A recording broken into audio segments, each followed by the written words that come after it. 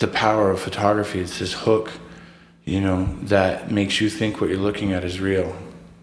It's not.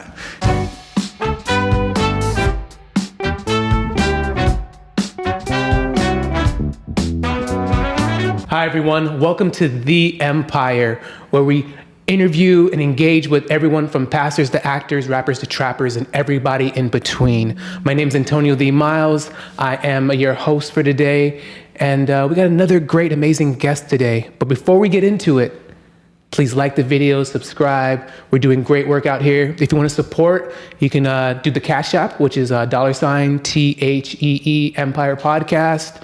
And we also have a PayPal and things like that, which will be in the description. And let's get right into our great guest.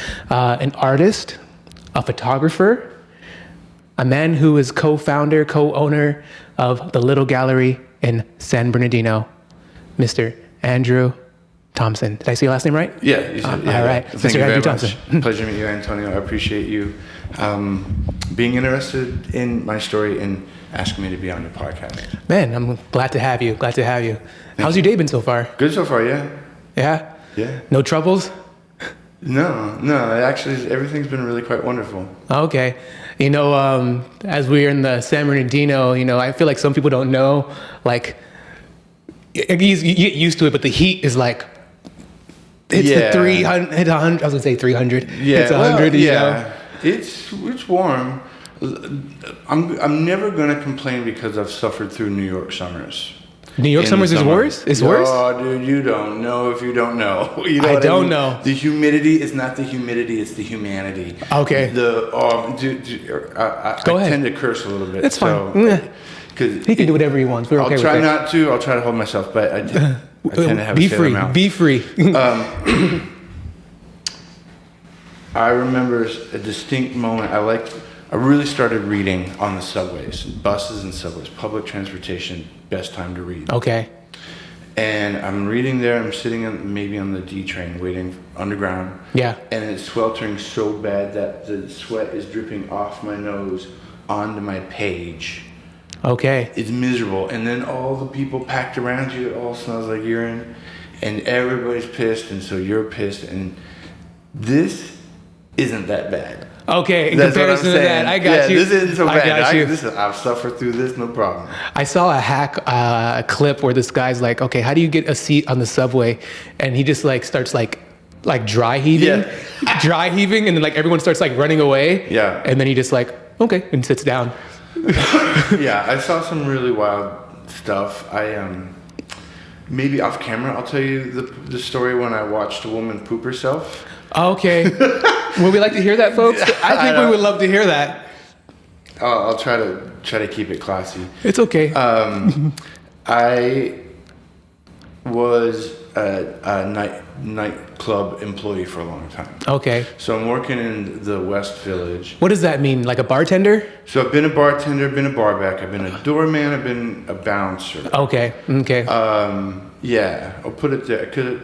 And I've been the ticket taker, and I've been the person that with the guests I don't see your name on the guest list. Yeah. So, but that wasn't my. Sometimes it was pleasurable because people are assholes. Yeah. And drunk people are children, like 2-year-olds. So, but anyways, get off work 4 a.m. because that's New York. Yeah. So I'm about 4:30 waiting on the A train, and everybody's waiting on the A train because it's 4 a.m. Everybody's piling off from the end of the bar, their night. And I get on the train, I'm sitting there, and then the next stop, and 2 people come in, a man and a woman come in. She's dressed up, high heels, nice shirt, skirt and stuff. Yeah. And they're arguing. And I'm just sitting here, and by this time I'd been sober, and I stopped partying. And so I'm 4 a.m. and I'm sober. Yeah. I'm sitting here like this, and I look up, and this woman just goes, oh, like that. And we get to the next stop, and we both realize that there's a little dookie right there, because she stands up in horror. Okay. There's dookie right there, and I see it because she's less than you and not this close. Yeah. Because the subway's not this close, but we were right in front of each other, And I was like, oh.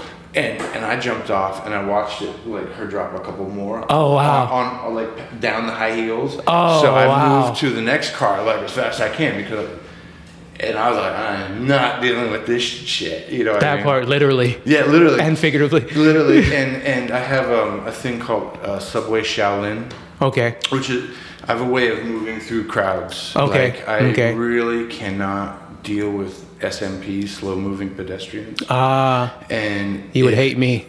Sorry? You would hate me. Sorry. Well, it's just, I'm a fast walker, partially because of BMX. We can talk about that later. Okay. But like, I'm always looking for the seams, right? And a way to move through the subways quickly, you pick up like faster ways to move through the seams. Yeah. And I'm like, I'm not dealing with this shit. And so I like did a quick subway shower into the next car. Yeah. Settled in, got a seat before the Times Square, 14th Street, Union Square. That's because that's like the big crowded one. Yeah. Wow. Yeah, and then for the next 11 stops, I watched each person walking. In horror. The subway car slowly filled up, and then people started making jokes about it and taking pictures with it, and everyone's laughing, and then everybody on my car was waiting for the next non-suspecting person and their reaction. So yeah, you know, that makes me think two things. It's like, what did she eat? Yeah. And man, I feel sorry. Solid. Yeah, you know, what did she eat? And like, bless you. And thank you. And man, I feel sorry for the person who has to clean that up, because someone has to clean that up. You're right on point. So I used to be a bar guy. Yeah. And at one point we had toilets overflowing because it backed up in the street. Yeah. And somebody had to clean it up. It was me. And I'm wading around in ankle deep shit water. Basically. Trying to, take it out with a shop vac, walk it upstairs. And at one point, I'm walking up the stairs, the water, the trash can clips the steps. Okay. It fucking on my lip. I was gonna say, did it touch the lip? Yummy. Oh man! And I had a coworker that would say, "Oh, you're plumbing. You're always gonna get shit on your lip." Yummy. And so here I am, and I was pissed, livid. Yeah. Anyways, so I'm very cognizant of people cleaning up after me, and I try to I make friends with the custodians at my work. You know what I mean? It's like I judge people how they treat service. Yeah, it's a very crucial thing. Yeah. Man, hopefully it didn't go in the mouth, which I don't think it went in the mouth. But I don't remember, but I remember it totally down my shirt. Got shirt, right? I remember my boss trying to say something to me in some sort of tone. Yeah. And I fucking flipped on her. And I was like, I got shit on my lip. Like, what do you think? Fucking blah, blah, blah. And she gave me a $100 tip. Hey, okay. Shut you up real quick, huh? Yeah, okay. Yeah, everybody's got a price, like the $1 million man, right? That's what they say, right? Everybody has a price. Yep. So, Andrew, for all of us who may not know who you are and what you do, can you please tell all of us who you are and what you do? Yeah, so my name is Andrew Thompson, Andrew K Thompson. I am a photographer, I'm an artist, a shit stirrer, I suppose, troublemaker in a way. And I do a lot of photography that turns the process in on itself. Okay. We can get on to that later. I am a professor or let me be specific, a lecturer at part-time at Cal State San Bernardino and Chaffey College. Okay.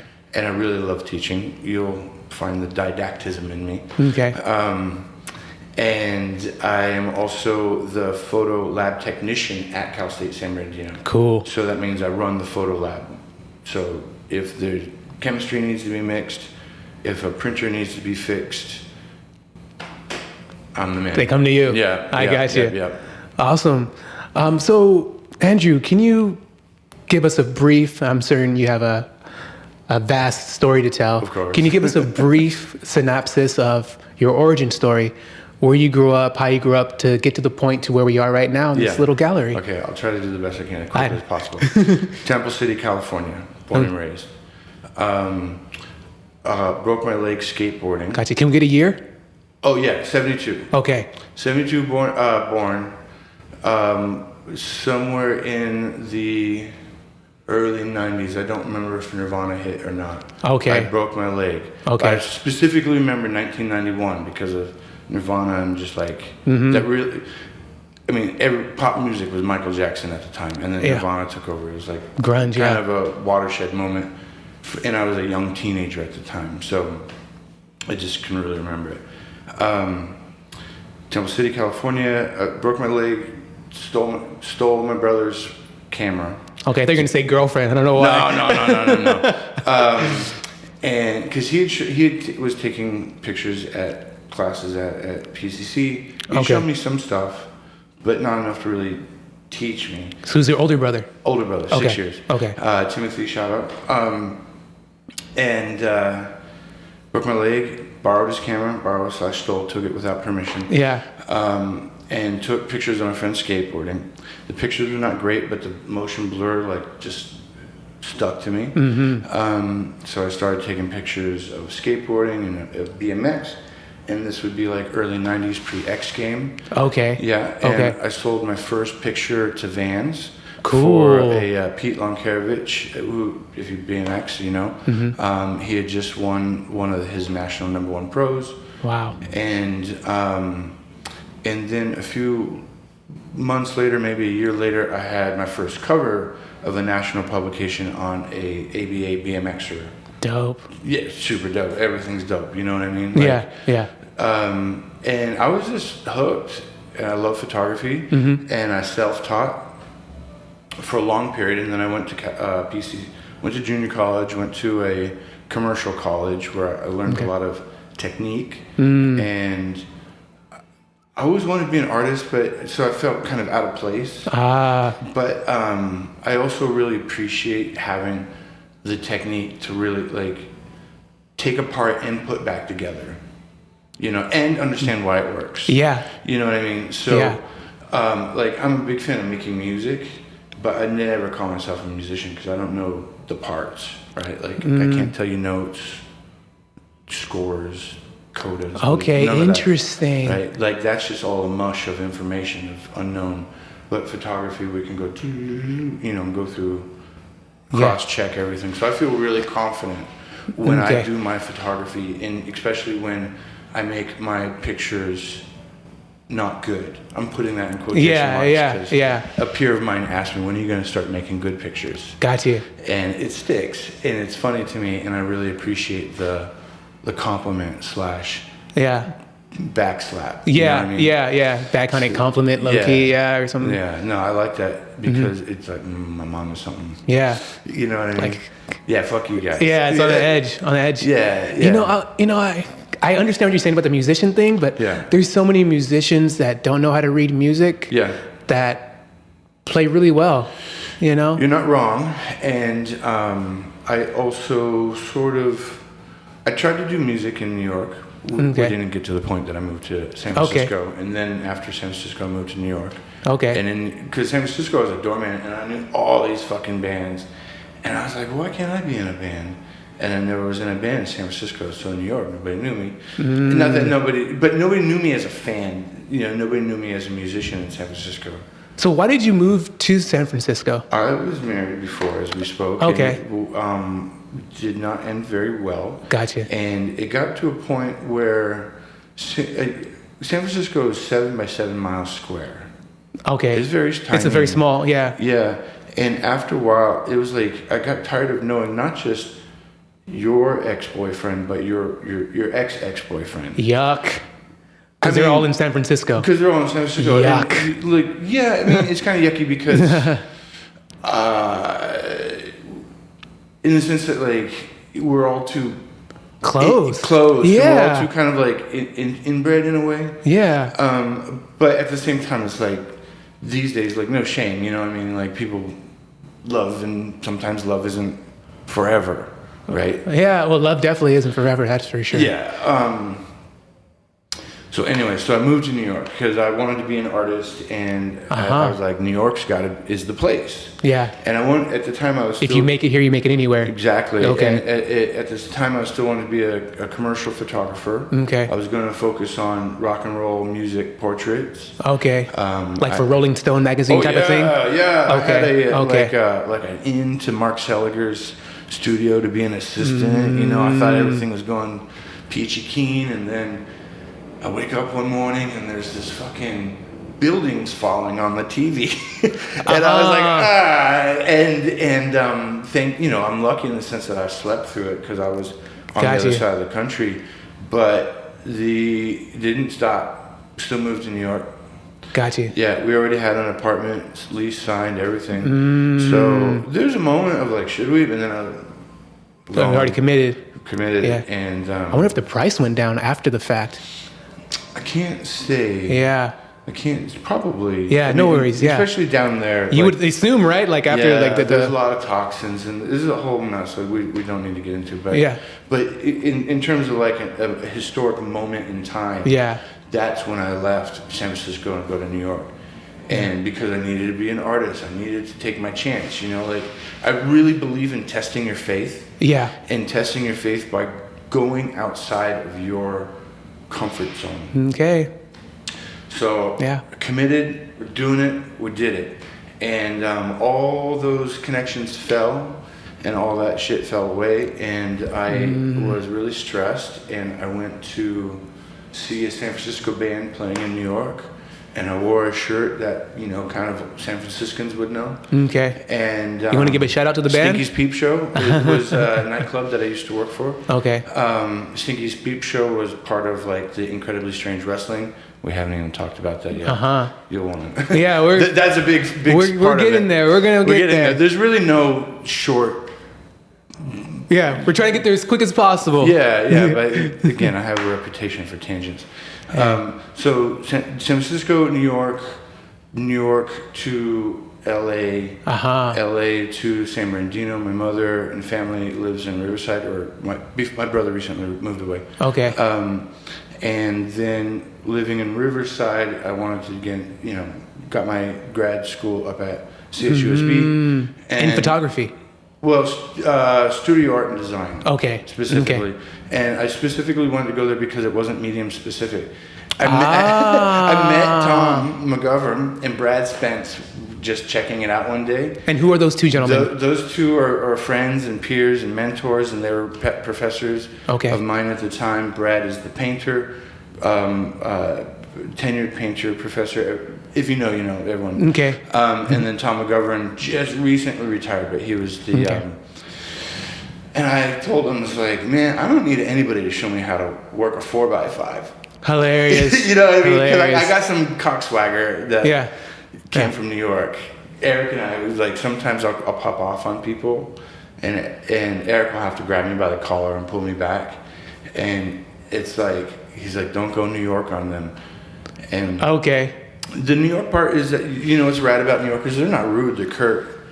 Hey, motherfucker, they can say motherfucker and not even be mad at you. Okay. You know what I mean? And if they say, what the fuck, what's your fucking problem? You're not about to fight. You just say, I don't know, man, I'm sorry. And they're like, okay, fuck off. And then they move on. You know what I mean? It's. You said they're not rude, they're what? Curt. They're curt. Okay. They want it now, get to the point. Gotcha. Don't be a slow, you know. And that's kind of how the city is too, right? It's like fast, right? I love it. I love the city. I really miss it. You know, Californians and most of America were in bubbles. You know, I got a car. We drove in it, right? Yeah. And so that makes me, I can drive through the bad parts of San Bernardino and be kind of safe, right? You know, and like, because I'm protected in my shell. But in New York, you're on the subway pressed up, just fucking pressed up. And this, from your eyes to your knees, that's the only space that's yours. Okay. Don't make eye contact, just fucking mind your business. Pressed up here, this guy's a businessman. Pressed up there, that guy's a drug dealer. The fucking, you know, somebody's farting in your face because it's a really crowded space. And you just have to deal with the humanity. You deal with people, eye to eye, face to face, respect, you know what I mean? And if that respect isn't reciprocated, then you have a problem. Got you. But even then, random New Yorkers aren't just going to start swinging on folks. You know what I mean? So the Kurt, and I like that. And you call people out and be like, why did you do this? Instead of, I really... Beat around the bush type of shit. Okay. I think Californians beat around the bush a lot. Yeah. So why'd you leave New York? Love, partially, and in love with somebody. I was in love with somebody. Okay. And they had moved to California, and they had started going to Cal Arts. Okay. And that's a whole nother story. Got you. I mean, we haven't even gotten to here yet. Yeah, I know. I just wanted to. I need to figure out why we left certain places. Okay. But that's fine. Love. I got you. Let's put that on pause. Just to wrap up how we got here. I graduated. Mm-hmm. Got a couple jobs. I told you where I'm teaching and such. Life started thriving. Opened up what I thought was going to be my art studio. Mm-hmm. And Eric convinced me to turn it into a gallery. Another long story. Cool. And as soon as I let go, listened to Eric, trusted him, that's how we got here. Beautiful. Yeah. So a question that brings me to is two things, and it might be hard to answer this, I guess kind of sweet and short. How did you meet Eric? And how are you able to trust him to, instead of making this a solo space, into a group space or a community space? Yeah, the Eric was actually in two of my classes, which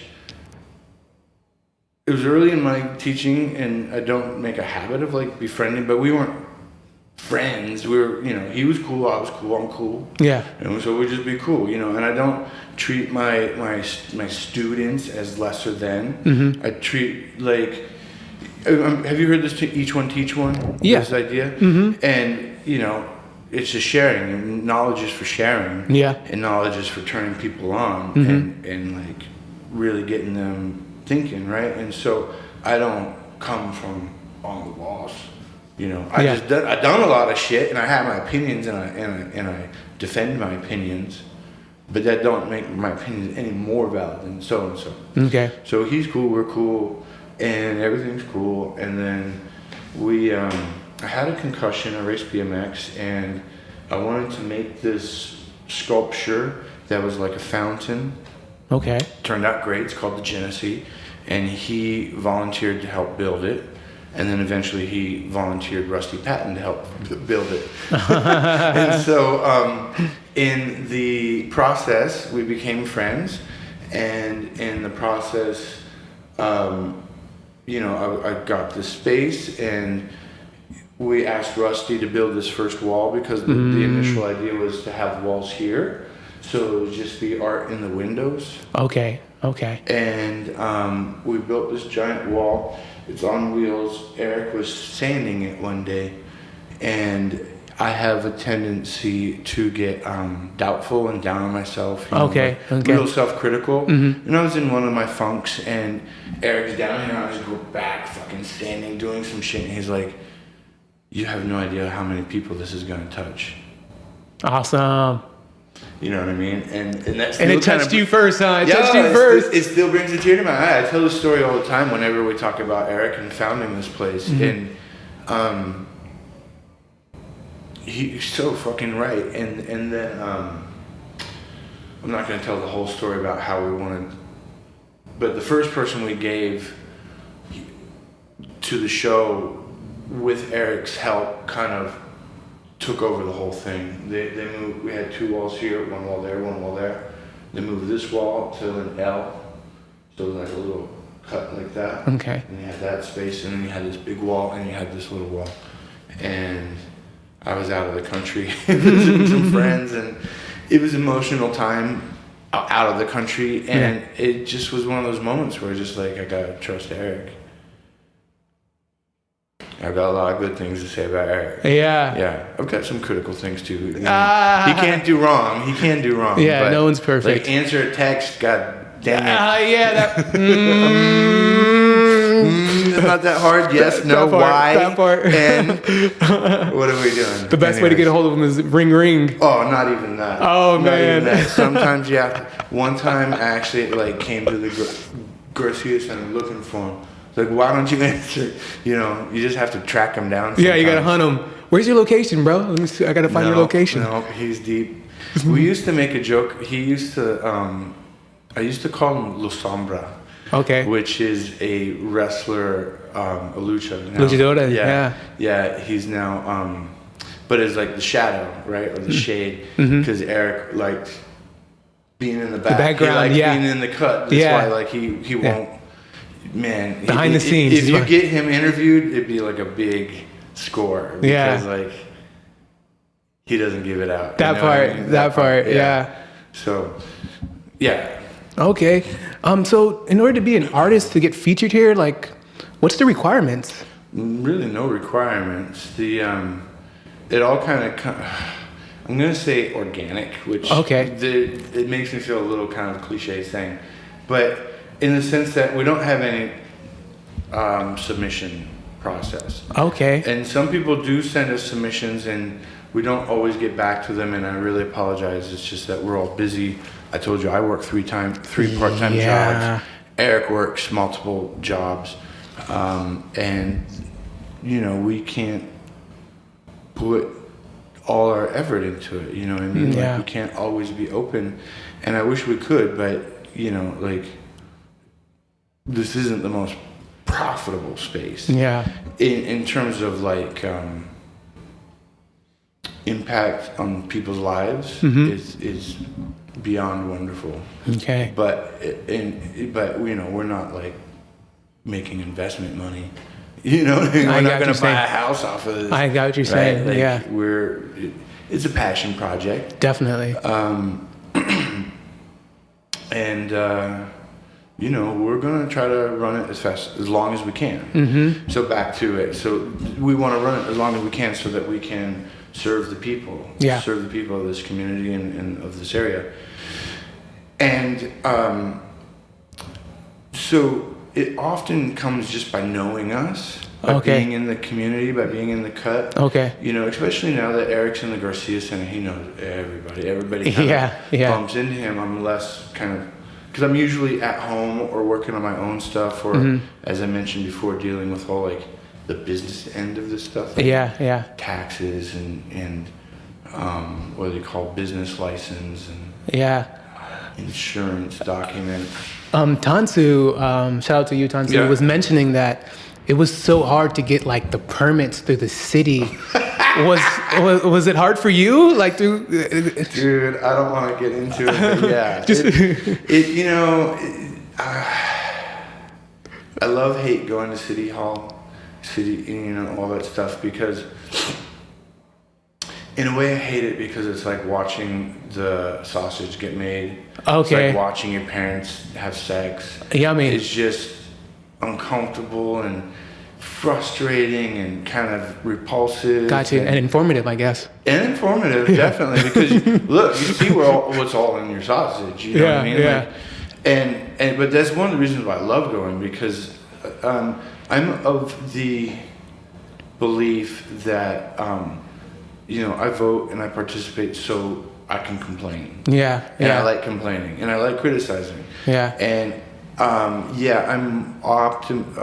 really skeptical towards like what a single voter can do, or a single citizen can do, and especially in the minutia of what happens at city council and stuff. But checking out is not a valid response. I see what you're saying. You know what I mean? Yeah. Because as everybody checks out, then it's easier for whoever they are to do more of whatever they want. I got you, under their way. Yeah. Right? Yeah. Well, let me get back to the artist here. So they can just either try to contact you guys through your Instagram or whatever, or... I mean, yes, it's not really... We're not super responsive, and I apologize. Yeah. Let me say this before I go on. You definitely need to make an appointment if you plan on coming outside of like an opening. Because as I said before, I work 3 jobs. Eric works 2 jobs. We don't have employees. Yeah. So make an appointment is the best way. Yeah. Do you guys do all type of artists? Like I could have sworn I saw like musicians coming and stuff like that. Is that a thing? Yeah, we'd be happy to do it, but we're not going to be able to pay a performance fee. You know, like we've definitely had people want to play here and then ask for a performance fee, which is like what? No, look, everybody needs to get paid. What the hell? I don't want to be too saucy about it because everyone needs to be paid.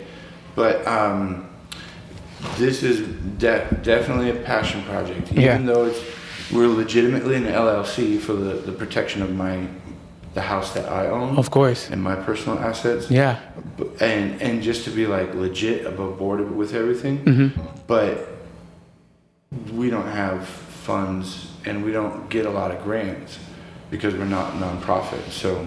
Yeah. Oh, okay. That makes sense. That makes sense. So when I say that I'm a man of action, Eric's a man of action. Like we fucking put our feet here. We put our money here. You know what I mean? We put our beliefs here.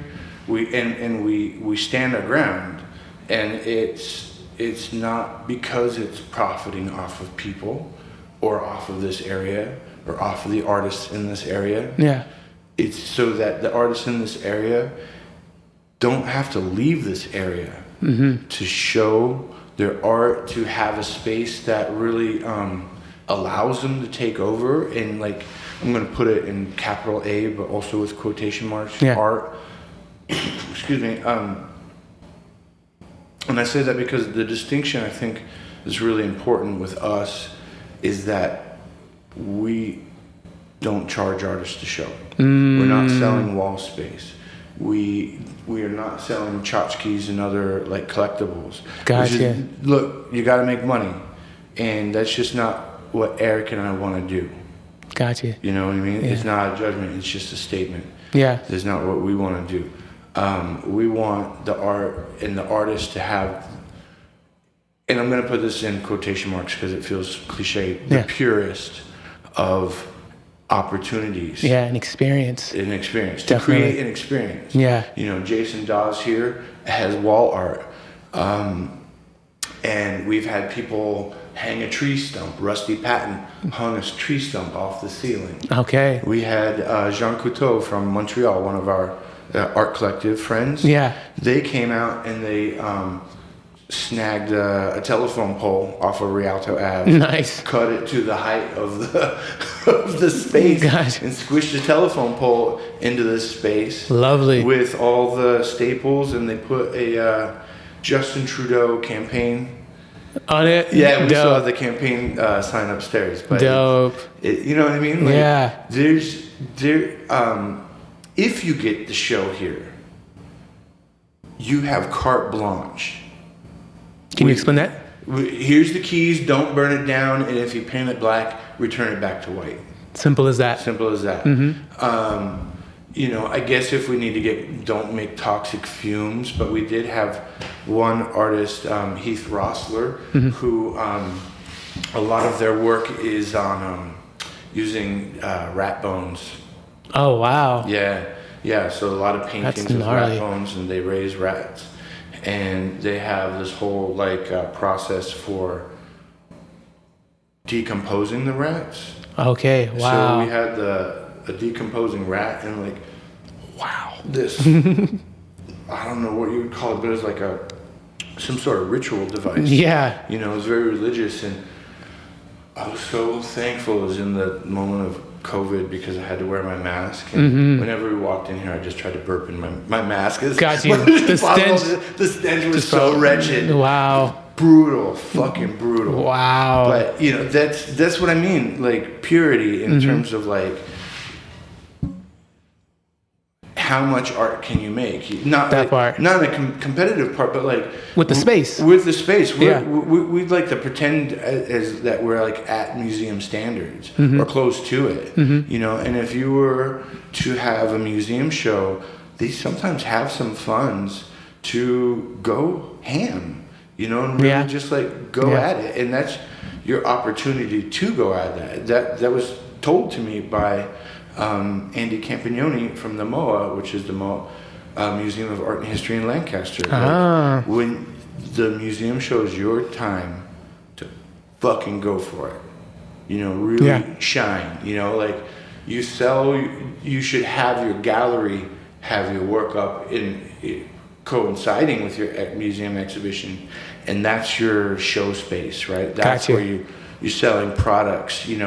We are close to that selling products type gallery. We just are really bad at cultivating collectors at the moment. It's all good. Time will come. Yeah. And I think you mentioned something, but because most galleries, they want like a percentage from the artist, right? Yeah. When they're here. Yeah. So, how long have you guys been open? 5 years. 5 years in August. 5 years? Awesome. Yeah. It's coming soon. It's coming soon. Yeah. So, since you've been having this gallery in downtown San Bernardino, what have you learned since about the community and about the artist? I've learned, how about this? In terms of the community, it's not so much that it learned, because it was kind of clear the first time when I first saw it, but became a richer tapestry of colors and texture and beautifulness in terms of like the resilience of this community, the pride of this community, the grace of this community. Like San Bernardino has such a bad reputation. Very. But when you live here, I mean, here and here. Yeah. But I mean, it's not that bad. I mean, the buildings are beautiful. I can find parking. And It's coming from a New Yorker right here. Yeah, it's by a New Yorker. I am critical of the air quality, and we're having our next show is Our Common Foe, which is all about Amazon, and not just Amazon, but the proliferation of warehouses and how it's negatively affecting our health. We have some of the worst air quality. Yeah. And let me tell you. And you think warehouses is a big contributor to that? Yes. Wow. Yes, and the airport, that got the new pushed. one, yeah. Or the one that reopened. Yeah, the one that reopened. Yeah. And I have airplanes flying over my house every 15 minutes. So, like, there was a time when I might have been an outsider to this area. Yeah. And to a certain extent, I still am. I'm still learning, because I didn't suffer through the eminent domain of the freeways. Okay. And of the bridges on the west side and all that stuff. But in terms of like, I've been in my house in Colton going on 5 years. Okay. 5 years in July. Okay. Because I got it just before we opened here. And wow. I have airplanes over my head every 15 minutes. This is a project I want to work on, and I want to do anything we can as artists to somehow combat this, push against the narrative that these are good jobs. We need sustainable jobs. You know what I mean? Yeah. We need real jobs, and we need better health quality, all this stuff. Anyways, but back to what I learned. The community is fucking brilliant. Okay. This is such a wonderful city. I feel like, you asked me why I left New York. Well, for love. For love was one. There were 3 reasons. Love, family, because my family was here in Riverside. And 3, in this one, like, because I'm going on my 11th or 12th year back. Okay. And back there, in New York, I was surviving. Okay. So get me on that. I know how to survive. I'm rough and tumble, ready to rumble. You know what I mean? Okay. You fucking...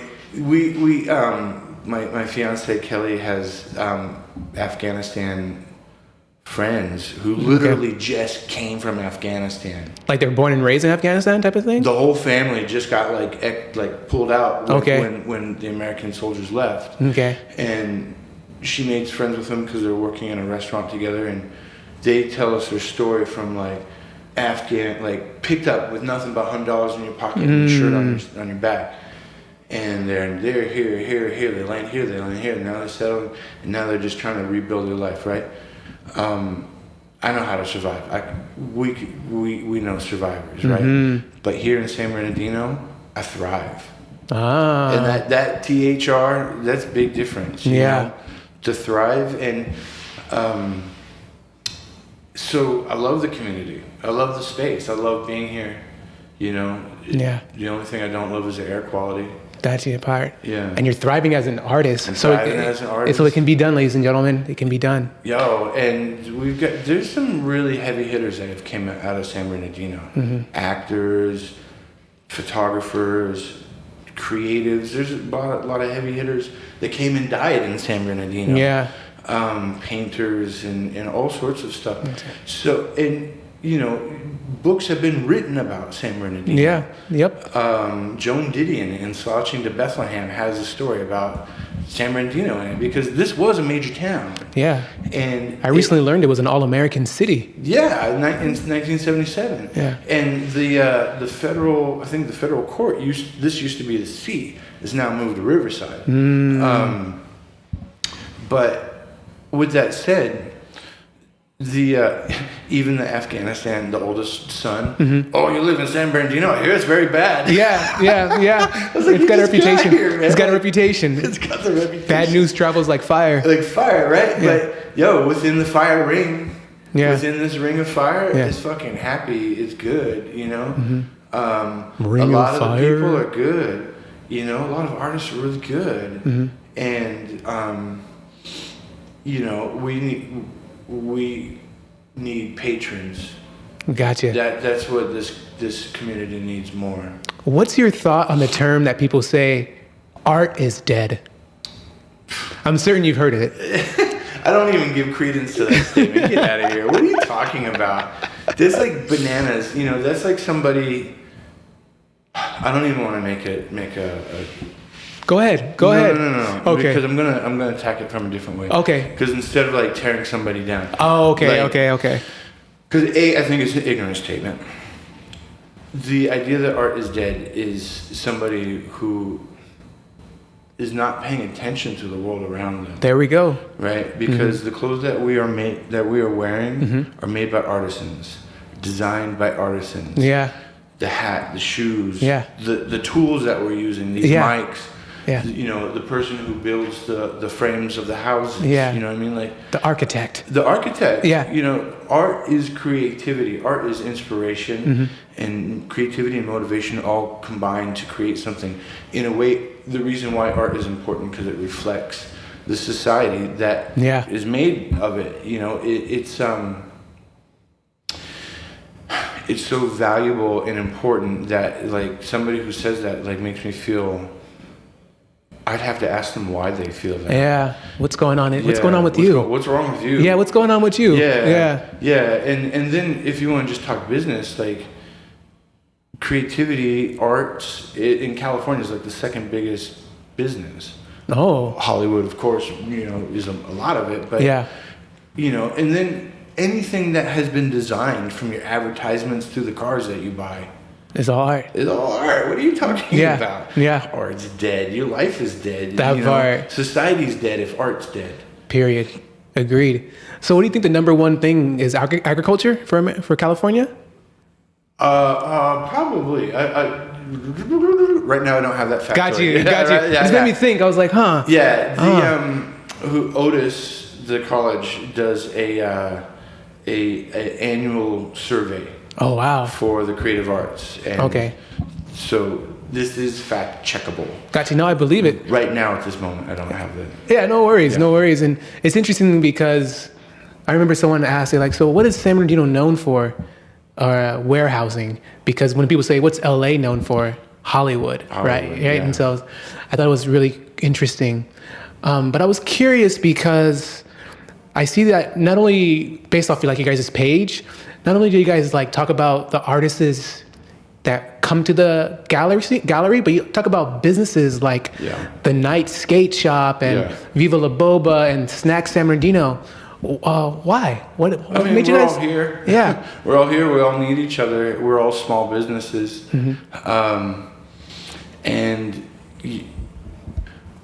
So here, when we first got this space, Boba hadn't even opened yet. Fit Camp was the only one that was open in the nights, which is when I was usually around. We'd hook her head out and look both ways because I was like, is Bruce Wayne's dad gonna get killed here? Oh, you know, snaps, got you. It was like, got you. It felt super sketchy. It felt a little bit like Walking Dead, where you didn't see anybody but one person kind of shambling off in the distance. Quick Bruce Wayne thing. I guess there's two different type of stories about his death, like whether like the Joker was his parents' killer and things like that. I don't know. But it's still in the alleyway, right? It's always like, yeah. Which is, another thing I thought was interesting because I was watching some Batman stuff and I was like, wow, because Gotham City technically seems like a small city, but it also shows like the wealth disparity. Oh yeah, New York's like that's New York. Gotham is New York. Fucking Queensbridge, right? I've never been to New York, but yeah. Yo, and that's KRS-One. Yeah. And then you got Nas. Nas is like KRS-One. Dude, knowledge reigns supreme over everything. Over everything. Yeah. Yo, I sometimes will tell people the only philosopher worth listening to is KRS-One. Did you hear? Please tell them. I fucking tell them straight even to today's albums. KRS-One is Dylon. He's top five. yeah. KRS-One's top five for real. No, I mean, but you gotta get Ghostface and you gotta get Jizza and I got others. Nas, of course. But, but the reason why Nas was such a big like hometown because the Queensbridge, those projects. Are literally across the river from like the richest area, the Upper East Side. Okay. Moving on up, you know what I mean? Like it's the Upper East Side. Okay. It's literally like right there. You can throw a stone. I mean, the river's pretty. You gotta have a really strong arm. Got you. The river's pretty wide, but it's like that disparity is like this is clear, cut. And with like invisible walls. So yeah, Gotham's yes to both. And New York also feels like a small city everywhere you go. Because like each little pocket has its own like adventure town, California town, like Disneyland sort of vibe to it. They call them boroughs, right? Well, the boroughs are Brooklyn, Queens, Manhattan, Bronx, and Staten Island. Okay. So those. But within Manhattan's like Disneyland. Okay. And up and down that it's 12 by 100 and some miles tall. But within that island is like going to an adult Disneyland where each little neighborhood has its own vibe. Okay. And appearance and kind of like feel. And history too, probably. History too, a lot of history. Okay. Yeah. Another reason why I left New York. It's like it's hard to work in art when Chuck Close is like right there. Like Chuck Close is still alive, you know what I mean? Like or is he? He might have just died. But you know what I mean? Like Basquiat's buried over here. You know what I mean? Like every motherfucker is in New York. So it's real hard to be like a big artist, you know what I mean? It's hard to build in shadows. Right? So here's another metaphor for why I landed in San Bernardino and why I love San Bernardino. Okay. Think of a forest. When you have a really heavy canopy forest, the younger trees below that don't get as much sunlight. So they don't grow as much. They don't grow as fast. They don't grow as big. But if you're in a place where you have enough sunlight to grow, you can grow as big as you want. Yeah. And that's what I'm doing. That's why I'm thriving. I get the sunlight out here. You know what I mean? And when you're in New York, when you're in LA, you got this canopy of bigger artists that are kind of taking your sun, you know. So this area allows me the sun to grow. Yeah, the space to grow. The competition's really high out there. It is really high, but think about it like this: instead of a tree,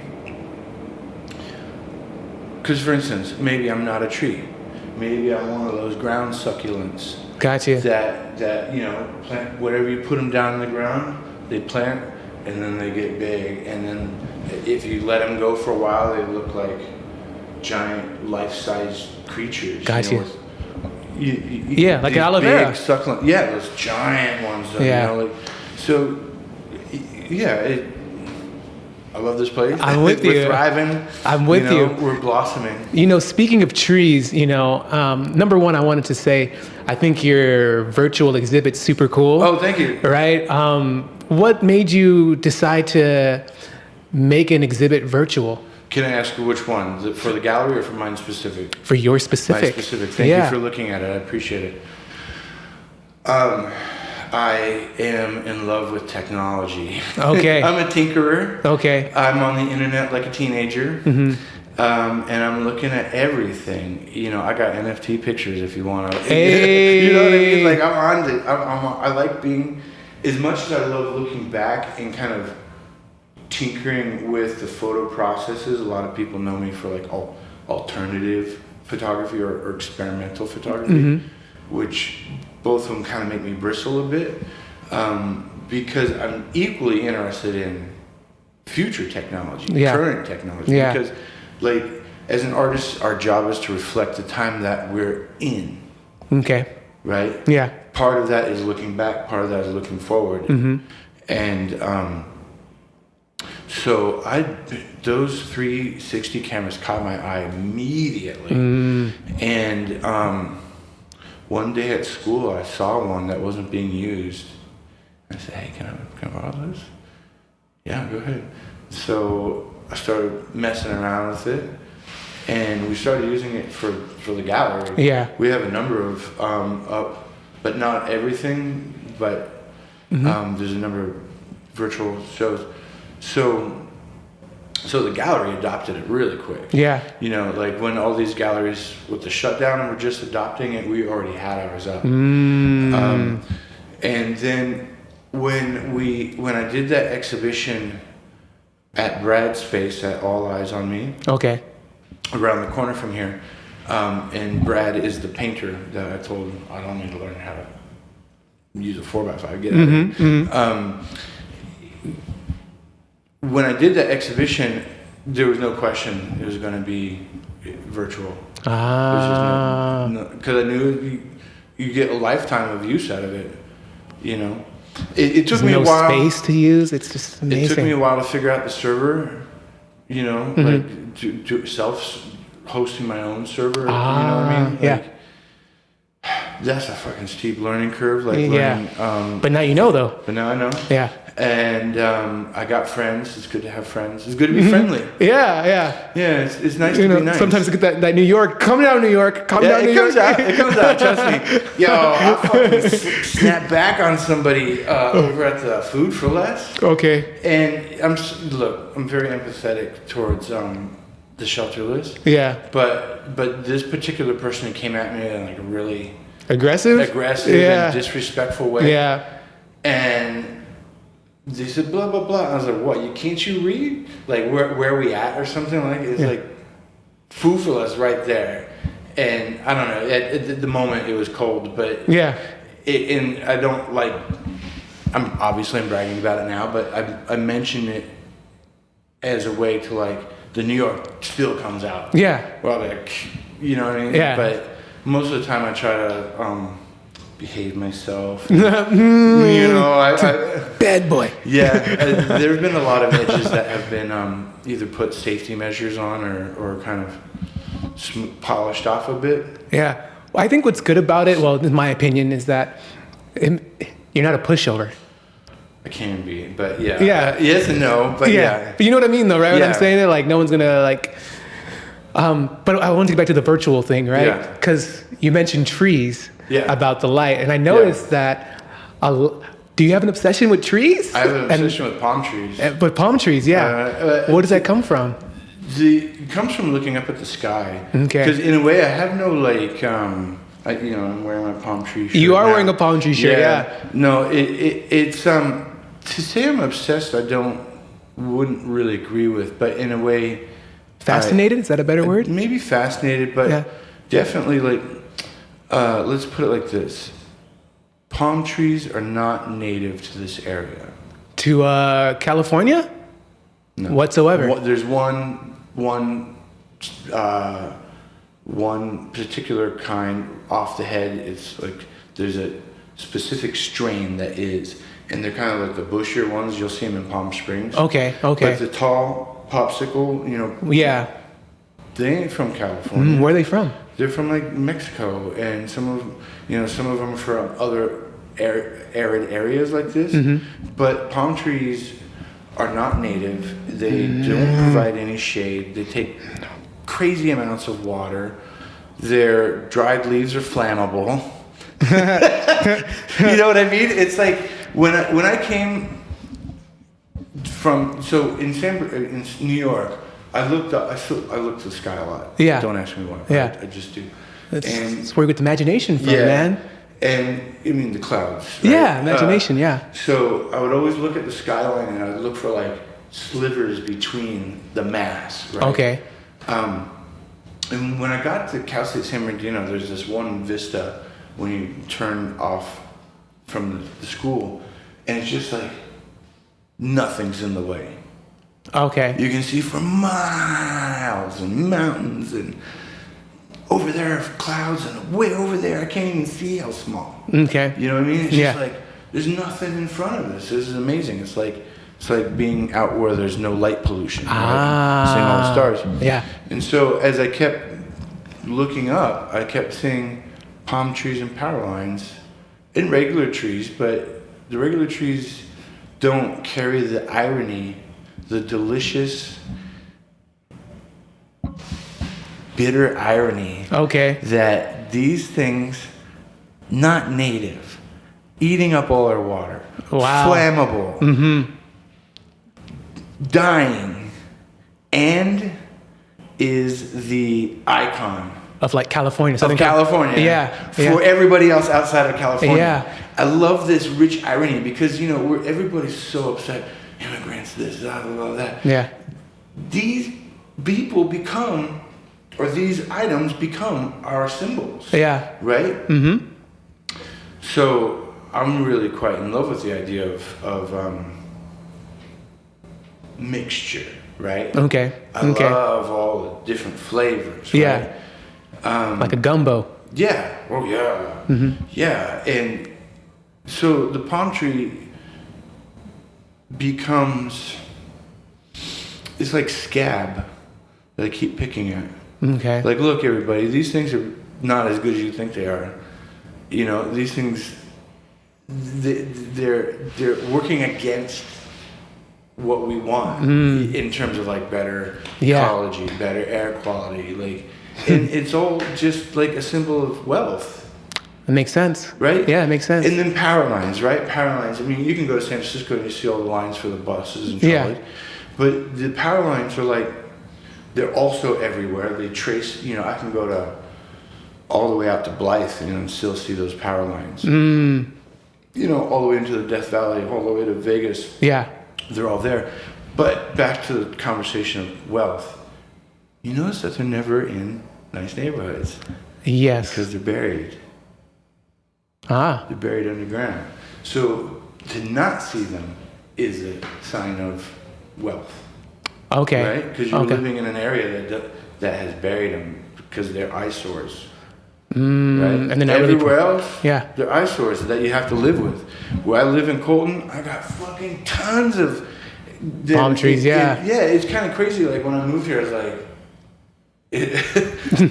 am I being drawn here? What's going on? Yeah, what's going on here? I mean, and it was just like the cutest house for what I could afford. Yeah. But the connection of the visual connection of like having power lines, like in my, not on my property, but like within the complex that I live in, and not just one or two, but like loads a row. of them. Yeah, like, rows. Fucking all the way out that way. Yeah.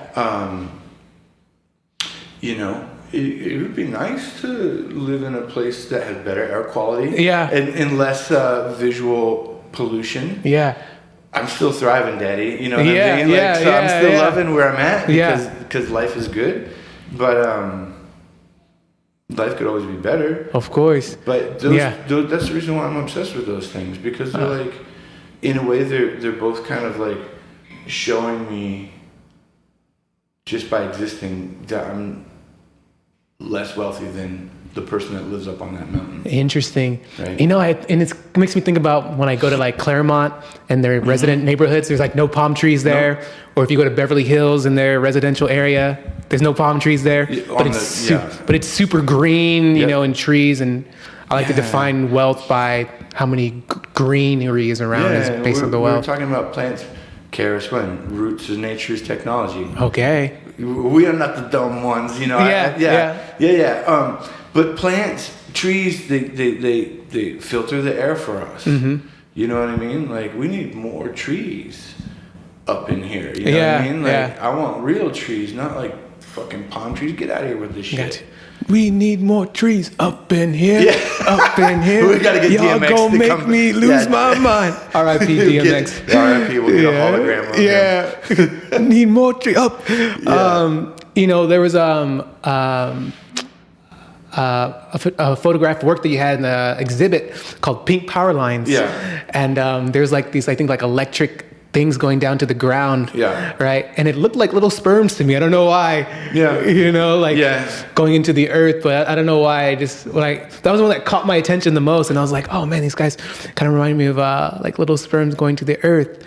But I wanted to also talk to you about your other page, which is called Melting Cameras. Can you talk to us about Melting Cameras and why you started it and all these things like that? Yes, I love that one. That one definitely gets the most like WTFs. I'm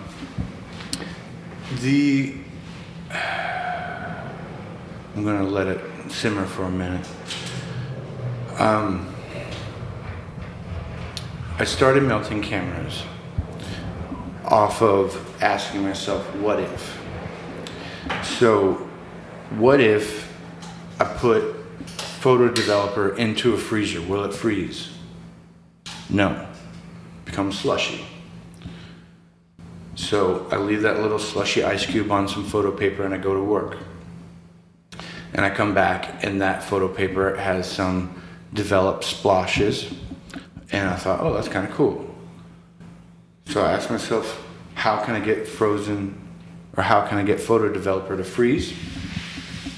And I was turned on to a process called caffeinol, which is where you use coffee, vitamin C, and washing soda to develop film and paper. And on a hunch, coffee froze. I was able to get that to freeze. Awesome. The other tangent that leads to this is I was sitting at work one day and just had this flash of inspiration where I saw this camera melting, you know, just like this, the blobbing of it.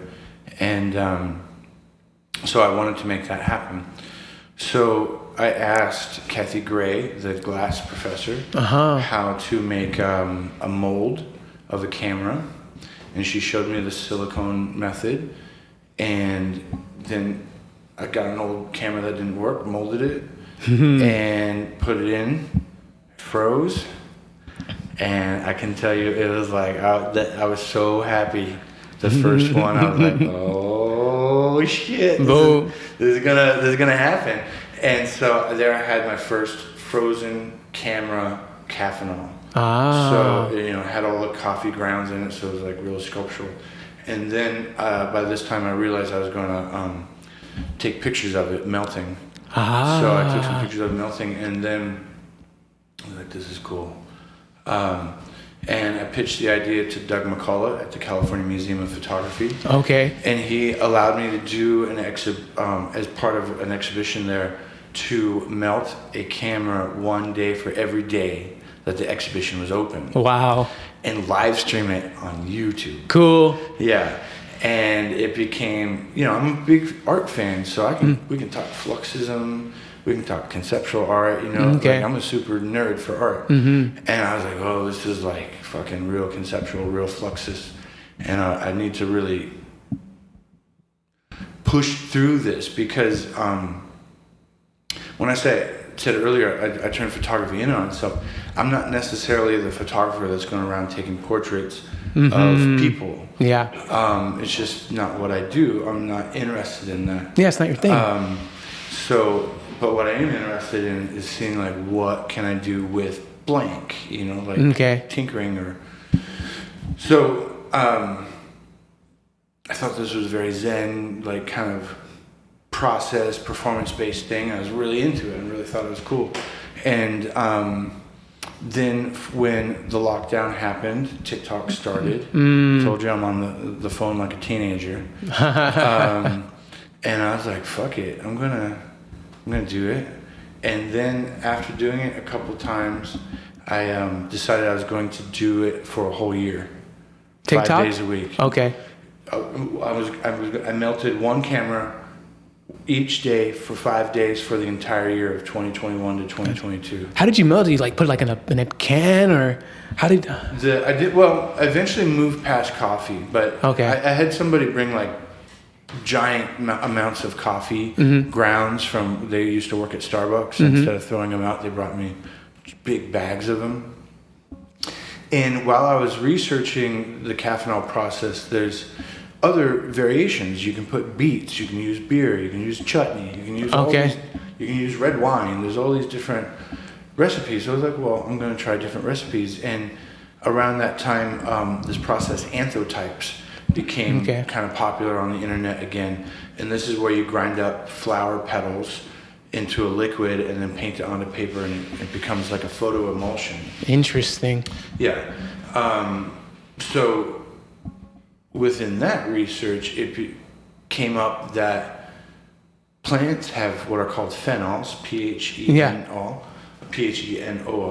and the phenols is like a antioxidant, does something to help so you don't swell. Okay. Right.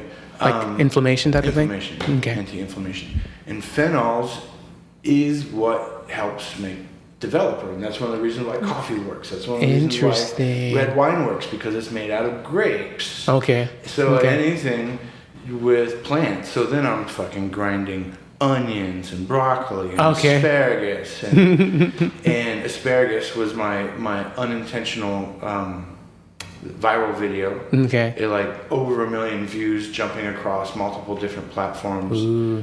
And it was me showing how I made my asparagus camera, frozen asparagus camera. And at a certain point, I really leaned into the absurdity, and I was using Pop-Tarts and Spam. And Spam was the most disgusting one. And yeah, sounds stinky. Yeah, and the pink. Oh, it's really gross.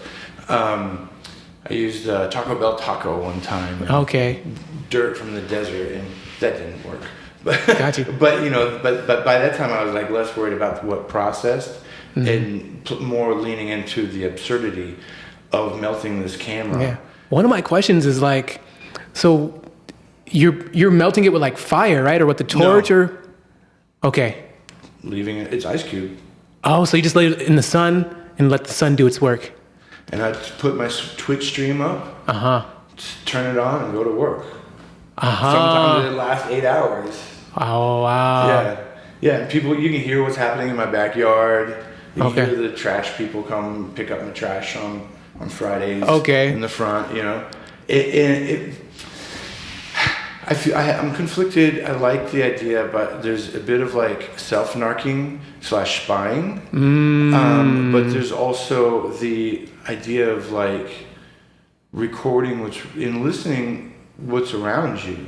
Yeah. Like when you sit and meditate, you like can really take on a lot. Using your other senses. So I'm mixed. I mean, I'm on the internet, so I'm already like self-narked. It's already there. What's the MF Doom song?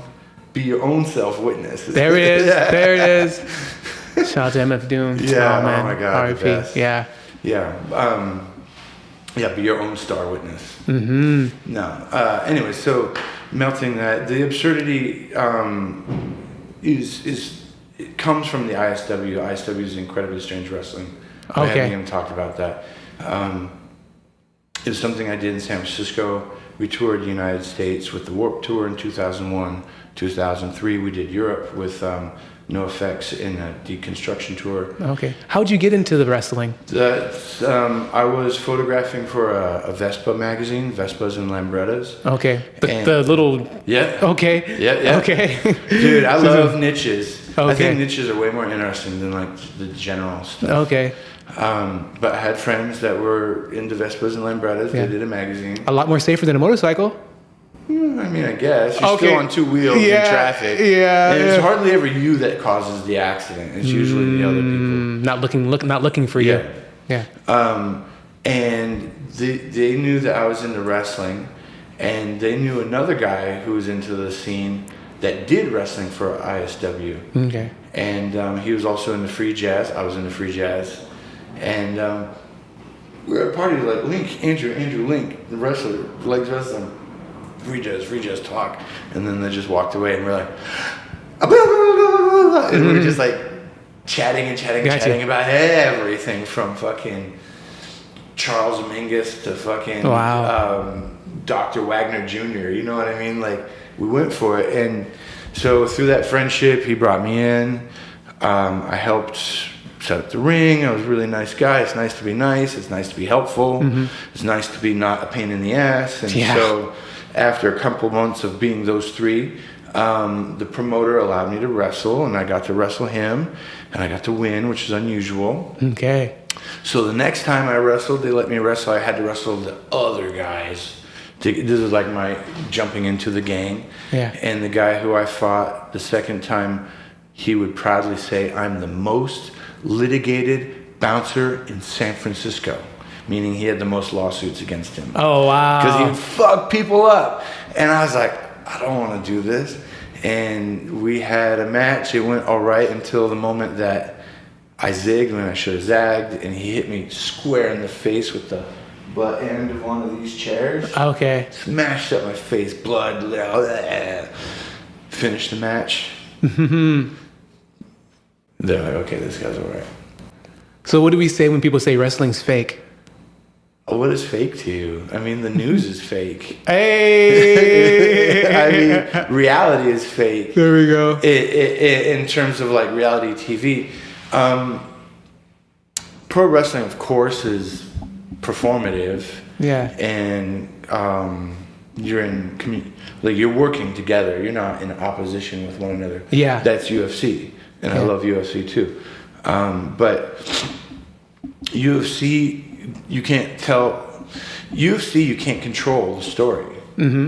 Wrestling, you can control the story, and so you can tell really compelling stories. Yes. Yeah. Yeah. I recently heard, and I kind of like it. They said that wrestling, and I'll just use like WWE for example, is like soap opera for men. Yeah. Rope opera. Yeah, and I was like, man, when I heard it, I was like, you know what? I'll accept that. Yeah. And it's interesting because when I first met you, it's our first day meeting each other, and I kind of knew about wrestling a little bit through Eric. And I was like, I'm getting a Mick Foley vibe. Yeah, Mick Foley, I used to really love. Man. Yeah. I love Cactus Jack back in the day. Yeah. We can get, like art, I can nerd out on wrestling deeply. Yeah. Where do you want to go? Who's your favorite wrestler? Do you have a top three? Right now, Kota Ibushi. I guess from, I don't... That you would know. I don't know any.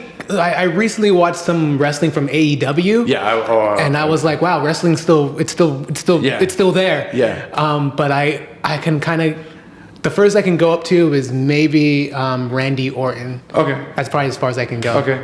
Well, AEW I love over WWE. Okay. I've gone to two of their shows locally so far. Okay. And Kota Ibushi is coming next Wednesday for fucking Blood and Guts, and he's my favorite of all current. I love Jon Moxley, current, but of like kind of farther back, Eddie Guerrero. Wow. Yeah, fucking Eddie Guerrero is the best. It was so sad how he passed. Yeah, but he was really creative. I liked Rob Van Dam, but he, like many wrestlers, they fall into their move sets. Okay. Right? So, like Ric Flair doing the bump over the turnbuckle, running across the other ring, running up, getting up to the top rope, and then the other person following him. happened every fucking match for 2 decades, right? It's just part of the show. It's part of his like his common thing, you know, his doing the set. hits. But Eddie Guerrero was constantly kind of tinkering and changing, you know, his not just his wrestling moves, but what he can get away with in the story, telling the story. Big Eddie Guerrero fan. Wow, this is a first. Yeah. This is a first. Brian Danielson, a big love. I've never heard of him. Okay. Oh, well, okay. We'll come back. Undertaker. Classic.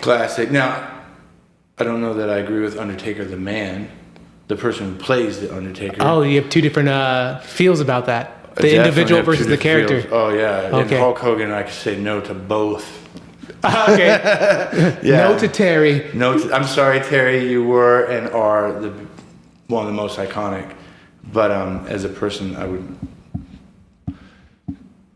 probably not vouch for him. Got you. Wow.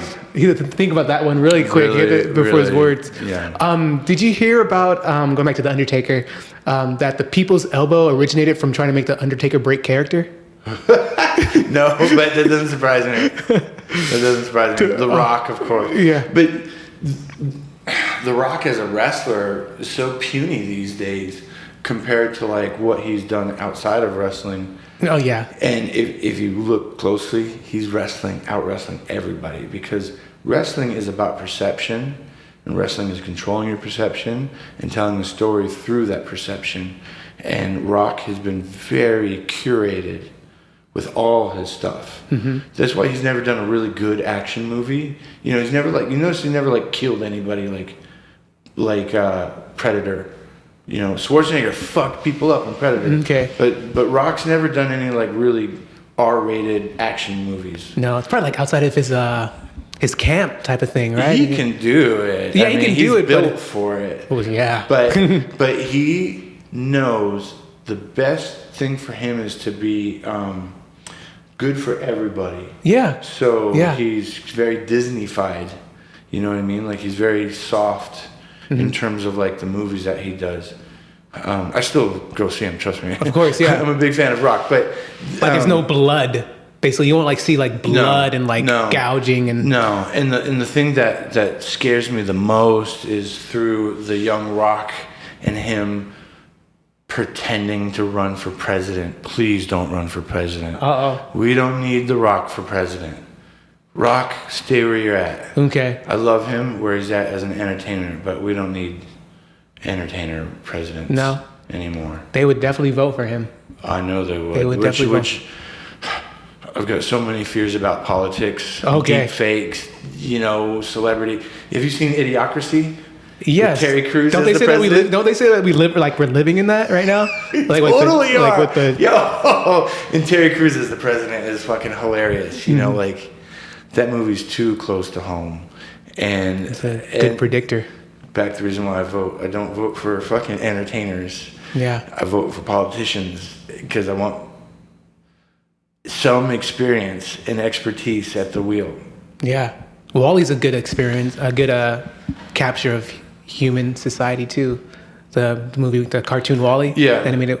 But one more time about wrestling, the reason, one of the characters, when I was first into it, I used to really like Jeff Hardy. Yeah, of course. And stuff like that. But then as I realized that I really respected Mankind McFoley because he was, in my opinion, a pure entertainer. He's I'm going to throw my body. I don't care. Yeah. I'm going to just throw my body to entertain. Yeah. And I think it was the 25-year anniversary of Hell in the Cell. Hell in the Cell, yep. Oh, man. That day, I was watching it at my friend's house. Yeah. I fucking gasped. I jumped out of my seat. I thought he died. When they threw him off? The very first time I thought he died. The second time I thought he died. Yeah. That was one. I watched that live. That burned into my mind. Yes. And I was a fan of Mankind McFoley before that because I liked Cactus Jack. Mm-hmm. And what I really loved about, so to a certain extent, yes, I really relate to Cactus Jack because Andrew throws himself into it. Okay. You know what I mean? Okay. We're man of action. We fucking put our money down. Yeah. And we do what we do. We say what we mean, and we mean what we say, right? And I dug that about Mankind. He really put the commitment into it. Mm-hmm. But what was even more impressive was his intellect. He wrote 3 best-selling novels and 1 that didn't make it to the best. You know what I mean? Like, he wrote his first autobiography all in handwriting. You know, wow. He's a really smart guy. Yeah. I don't subscribe to his like obsession with Santa Claus. Okay, hilarious. Yeah, I mean, hilarious. You can I'll pass on that. But, he was somebody I really looked up to. And another thing is, if you look at where he is today, how beaten he is, it's also a warning to throwing yourself that hard at the machine. You know, like there's a reason why Ric Flair was able to wrestle into his 70s. Because he barely did anything. Didn't do much. Yeah. And he had amazing cardio. And when you get to a point like Ric Flair or others where you're just over like Rover, all you got to do is fucking sneeze. Think of the Honky Tonk Man. I know you remember him.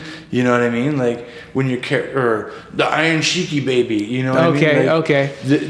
At a certain point, you just have to show up and look like what everyone thinks you should look like. Yeah. I'm sorry. Yeah. Yeah. Wrestling's less about the moves and more about the personality. And I've actually learned something because I was reading Eric Bischoff's book called Controversy Creates Cash. Yeah, it's such a great book. Yeah. And I'm watching YouTubers and other people in other industries, and I'm like, wow, people are taking these, for me, like a WWF, WWE, like approach to things as far as like personality, and they're bringing it to like their craft to keep people like engaged and entertained. And it's like, wow, it's crazy how impactful wrestling has been like globally into people personality wise, you know. And I wanted to ask, you know, revolving wrestling, like, what did you learn from it? Like, is the whole thing like planned out as far as a match? Because I was watching Macho Man Randy Savage documentary, which is kind of sad how he passed. Yeah. But it talks about like his greatest match was one that he wrote out move for move. Yeah, he was known for that. He's also top 1. Actually, he's probably above Eddie Guerrero, but yeah. Okay, Macho Man? Oh, okay. yeah, number 1. Okay. Macho Man, oh, yeah. Yeah. Yeah. Okay. But he was known for writing it down. That's not common. Well, it wasn't common for then. Okay. And now these days, the really good wrestlers call it in the ring. Oh. Yeah, but most people do it in the back. Okay. They'll call it literally during the match, like, hey. The good ones, like Steve Austin can call it in the ring. Okay. You know, Ric Flair could call it in the ring. Gotcha. But they already know who's going to win the match. Oh yeah, yeah. That's already settled. Gotcha. Because you're selling tickets, you're setting up for another show farther down the line. Yeah. You know, so you have these running stories, and that's important. Now, the thing that I learned from it is that, in a way, wrestling reflects reality. Wrestling reflects the world because, yes, it's a rope opera for men, but it's also combat. You know, it is. People love conflict. Yeah. World Star tells me that people love conflict. Yeah, drama. Yeah, fucking reality TV show tells me that people love conflict. Yeah. And in a sense, it's like a really basic, simple form. Okay. I would say UFC does it a little bit more pure now, but that wasn't legal. Like at the time. Mixed martial arts is only like 20, 30 years old. Yeah. And was outlawed for a long time. You know, so wrestling is this long-term entertainment from the early 1900s, from the carnivals, working marks, you know, where you have the strong man says, I can beat anybody in the crowd. And then you get somebody who can or can't, you know, and you drum up money, and then you move on to the next town. And this style of wrestling kind of comes from luchadores, right? This type of style of wrestling? Every country has their own flavor, their own style. So luchador has like a more movement, jumping, gymnastics based. Like Rey Mysterio type of thing. Yeah. Okay. America has what we're more familiar with, Hulk Hogan, Macho Man, but that is really about the good guy, the bad guy, the hero overcoming the villain. Okay. The villain, which is the same kind of everywhere, but like we Americans really lean on it. Of course, xenophobia and jingoism and all the other like racist stuff that like happens and sexist stuff that happens in wrestling. Japan keeps it more like a combat, like a sport. Okay. So there's less good guys, bad guys, and more like I challenge you, I disagree with you, but there's less like foreign objects or outside interference. No that sort of TLC stuff. match. No, Okay. no. They barely ever have ladder matches. Yeah. In Japan, or at least in New Japan. But they all kind of mingle. It's like music. It's like, Got you. Yo, when I fucking listen to French hip hop, I'm like, wait, what? Right? Like, you know, when I listen to Eric's got me listening to narco corridos, you know, like, Okay. I'm like, wait, what? You know, it's like this kind of mixing of all these different flavors and vibes and different things that happens in wrestling, you know, and like watching a wrestler is like watching an independent band or a comedian. Okay. And you get behind them because I really like your style, I like your community, your comedy, the way you communicate. You know, and then if you like grow up with them, so for instance, Daniel Bryan, I watched him since the independent days. Wow. When he's like wrestling in front of gymnasiums, and when he won fucking WrestleMania, I almost cried. Wow. You know what I mean? Because like I went along with the ride with him From the beginning. You know, like in you know, you get attached. I don't get attached to teams. People are like really into like sports teams. Not me. I'm an individual sports guy. I like BMX, I like wrestling, I like UFC, skateboarding. I like watching gymnastics. Okay. But I don't want to watch fucking teams. Yeah. I'm sorry. I got you. I'm just like that. No, I don't blame you. Two things. What was your favorite move that you used to do? And I guess from the Attitude Era, what was your favorite finisher? I think the Stone Cold Stunner is like the most iconic. Was it my favorite? I don't know if it was my favorite. Okay, but definitely the most iconic. But definitely the most iconic. Yeah. And I did a Kid and Play leg drop. Okay. So I was a Scientologist boy band. Oh, interesting. Yeah, so we barely touched it. And 69 Degrees and Backstreet Boys was big. Yeah. And so you remember when Kid and Play did grab the leg, and then so I do the Kid and Play Running Man type of thing, and then drop the leg. Nice. It was ridiculous and stupid and corny and campy for all the reasons, you know, like, and loved it. yeah, because Greatly Strange Wrestling was this weird inverse. So instead of Stone Cold Steve Austin, we had El Homo Loco. Okay, And hilarious. he had a tutu and a mask with like rainbow mohawk. Okay. He pranced around, and he really didn't do much wrestling, but he was over. People loved him. Got you. So he was always the good guy, and you know the Scientologists would try to de-homosexualize him, and that was the story. I got you. Right?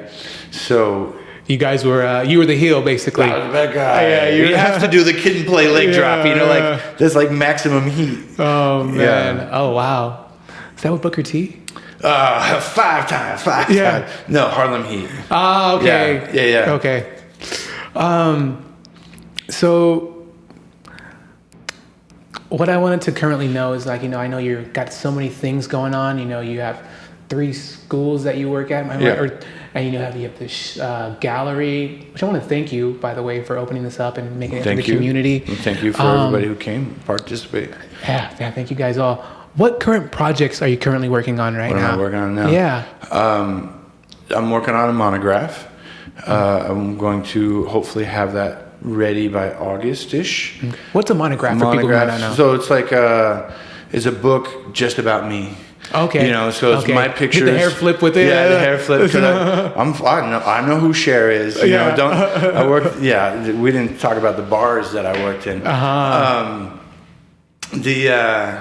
So it'll be pictures, my palm trees and power lines, be, about 68 pages, 48 pages, something like that. Okay.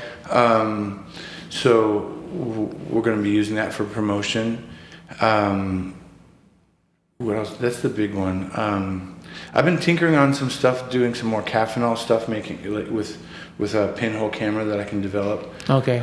Fixing with Windex. Interesting. Wait, what? Yeah. Can you explain what that? We say catheters.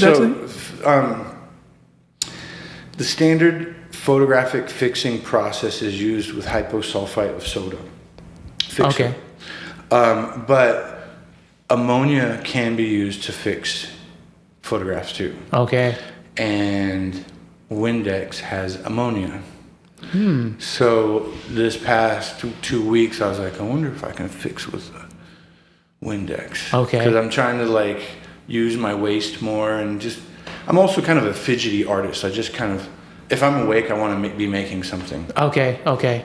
So, when I'm letting the cat out, I'll make a little pinhole picture, develop it with coffee, fix it with Windex. That's what I've been doing the past couple of days. Okay. Does the result different from the normal fixture? Oh yeah. Okay. Well, yeah. It gives it it has a more metallic sheen to it.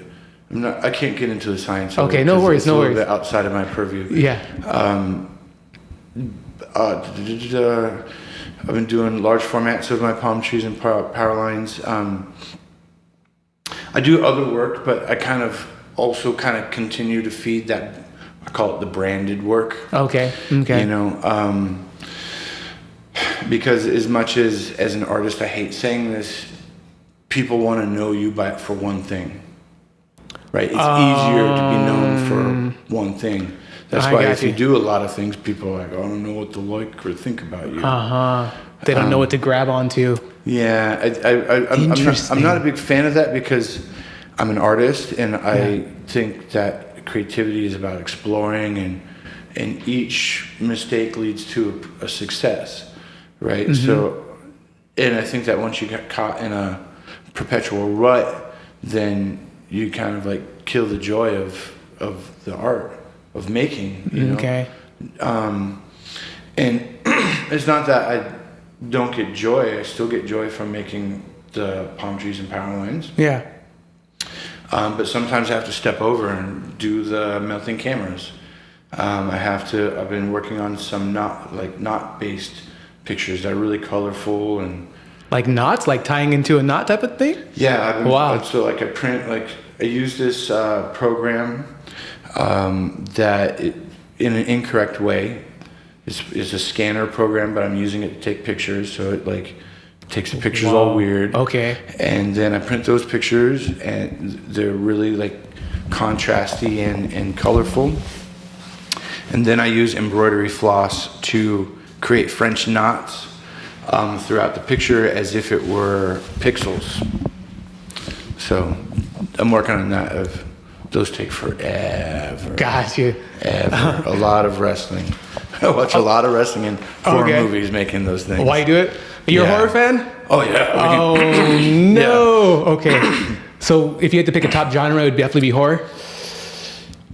Yeah. Well, at the moment. Okay. At the moment. Is it? It's funny because one of my great friends, he loves horror, and he'll watch any horror film, no matter if it's terrible or not. He's just like, are you the same way? You'll just watch anything? I'm not that far, but I will watch some pretty bad stuff. Gotcha. I finally watched Sharknado for the first time. That's a horror? Maybe. Okay. It was ridiculous. Had Ian Ziering and Tara Reid. Okay. Both trying to revive their careers. Yeah. Art the Clown. I loved those two. Terrorizer movies. I've seen so many. I think this one movie I want to call it The Void. Okay. I really liked. Martyrs. Have you seen Martyrs yet? No. Martyrs is perfection. Okay. My fiance, soon-to-be wife, thought it was gratuitous violence towards women. Oh, wow. Which is. Well, let's just say Okay. it is but horror is often really gratuitous violence towards women, which is a problem that can, we can dissect all that stuff. Well, usually it's a man creating the horror, and usually against the victim, which are women. But Yeah, and I've watched a lot of interesting queer movies like Titan. Okay. Freddy, Nightmare on Elm Street 2, because there's like a whole queer horror genre that's. Oh, it's like a subgenre. Wow. Yeah. I mean, some would Interesting. say that Hellraiser is a really queer movie. Wow. Wow. But Martyrs, I think, is the justification behind the violence that is beset on the characters is not justified, but it's interesting in a philosophical way. Okay. And they leave it in a mystery, and the themes of the movie are heavily inspired by a philosopher that I'm a big fan of called Georges Bataille. Okay. He's a French philosopher. Sounds familiar. Who he influenced a lot of like the post-structuralist Foucault and Jacques Derrida and all these others, Baudrillard afterwards. But he kind of he used Marquis de Sade, Friedrich Nietzsche, and Marcel Mauss to kind of like. And at the time, de Sade and Nietzsche were like taboo. Yeah. And and Nietzsche is his whole reputation is because of being bastardized. Oh. Because he was no fan of the Germans. Okay. Never, ever, ever, never a fan of the Germans. Okay. His sister was, so it was kind of bastardized and then retaken. Okay. But Bataille would talk about the inevitable, talk about the taboo, how we were talking about suffering for the art. Suffering can be pleasure. The links between pleasure and pain, the links between agony and joy, the links between something as useless as art, I put that in quotation marks, the person who thinks that art is dead thinks art is useless. Mm-hmm. But the art is not useless because it is part of the system that we live as society, right? We consume food and we leave waste. And that is part of our process holistically. And to remove one and that's not part of my life, Freud, hide my poop. Okay. Like a cat, Unlike the lady in the that subway. denial, like the lady on the subway. Yeah, unlike her, she didn't hide it. Yeah, that denial of it is kind of foundational to taboo. Okay. Right? You can't talk about sexual issues because it's taboo. Why is it taboo? Because we're trying to deny it. Mm-hmm. We're trying to hide it because we are, it's seen as dangerous. It's seen as, poop is unclean, so there's the uncleanliness of it. But there's still, for those, I'm going to use zoologists, but I don't know who studies animals, but you can still learn a lot from fecal matter, right? Because there are scientists that study it, and you can learn a lot about the species that you're studying and all sorts of stuff. So because it's unclean and dirty doesn't make it without value. Okay. It's still, there's something to be gained from it. You can turn it into compost and plant your seeds with it, right? Yeah. I like Bataille. I like Martyrs. And Martyrs, it very much has a Bataille sort of the bliss of agony. Okay, type of storyline. Yeah. And going back to women always being the victims of these horror movies, they're also the ones who beat the villain in the end too. Often. Right? Like Halloween, for example. Yeah, right? Halloween, yeah. And so... Nightmare Before Elm Street. Yeah, so, it's like... But it's still a form of what's the word for it? Objectifying. Okay. Right? Because she's the victim and now she's the hero. Right? Yeah. And I don't know. I'm not the psychologist to get into to that topic with expertise, but there are certain tropes through that genre that can, should, and need to be poked at. Like, I haven't seen The Blackness yet. Have you seen that movie yet? No. I'm dying to see that. Okay, it's supposed to be like a comedy too, right? Yeah. A comedy horror? Yeah, Okay. yeah. Because it's supposed to be playing off that trope. Yeah. And, Jordan Peele, fucking Get Out, is such a heavy movie. Yeah, it's really great. There's a reason, like, that was a 98% Rotten Tomatoes. Because, like, it worked on so many meta levels, as well as the movie itself. It sets a whole new template of discussing society, right? So those, like, the woman being the victim, then being the hero, isn't always there, but it definitely gets tired. Of seeing it over and over type of thing. She's running a lot, so Yeah, it makes we want to sense. see the bouncing. Yeah. We want to see the bouncing. Yeah. We don't have Baywatch anymore, I so we mean, gotta, it's a little old, but I always know if we're gonna get good gore if you see a nipple. Gotcha. If you see a female nipple, there's gonna be gore. It's going to be nice? Yeah. Okay. Yeah. Everyone's going to be happy. So, Andrew, I want to thank you for being on the pod and being on the Empire. Let's say 100 years pass by, 250 years pass by. What would you like the world to know you as, whether it's art, whether it's lifestyle, whether it's being an educator? What would you like your empire to look like? That's tough. When you asked Tanzu, I was like, this. So, of course, I want to be remembered because that's my ego, right? Like, that's what makes me an artist, is to want to create something that would last longer than my lifetime.